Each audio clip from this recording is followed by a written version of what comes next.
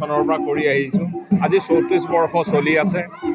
অহা নৱেম্বৰ 18 তাৰিখে ইয়াৰ বৰ্ষপূৰ্তি হ'ব। বৰ্ষপূৰ্তি অনুষ্ঠান এইবাৰ সোণাৰী চাপৰিত হ'ব আৰু এই অনুষ্ঠান আজি হৈছে 34তম বৰ্ষৰ 33 নম্বৰৰ অনুষ্ঠান।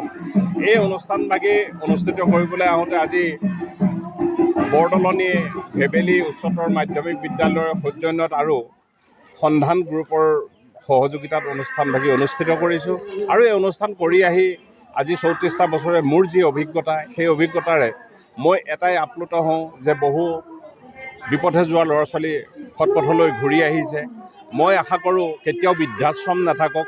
যি পিতৃ মাতৃৰ মা দেউতা জীয়াই আছে তেনে পিতৃ মাতৃ কাহানিও ঘৰহীন নহওক, মা ঘৰহীন নহওক। মই বাকৰুদ্ধ হৈ পৰিছোঁ। যিখিনি মই দেখিছোঁ, বহুত বছৰ আগৰ পৰা মই মা অনুষ্ঠানৰ সবিশেষ চাই আছোঁ, দেখি আছোঁ। এনেকুৱা লাগিছে মই নিজ চকুৰে দেৱতা দেখি পোৱা নাই, কিন্তু আজি মোৰ নিজ চকুৰে আমাৰ গোবিন্দ বৰদলৈ দেৱৰ যিটো ব্যক্তিত্ব, তেখেতৰ ৰূপত মই কিজানি মই দেৱতা এজন দেখি পাইছোঁ, মোৰ তেনেকুৱা লাগিল। যিটো সময়ত আমাৰ সাম্প্ৰতিক পৰিস্থিতিত মাসকলে বা দেউতাসকলে যে জীয়াতু ভুগিছে, এনেকুৱা মা অনুষ্ঠানৰ দ্বাৰা যি সজাগতাৰ সৃষ্টি কৰিব খোজা হৈছে, এয়া সঁচাকৈ অতুলনীয় আৰু ইয়াক কোনো ভাষাৰে বৰ্ণনা কৰিব নোৱাৰি।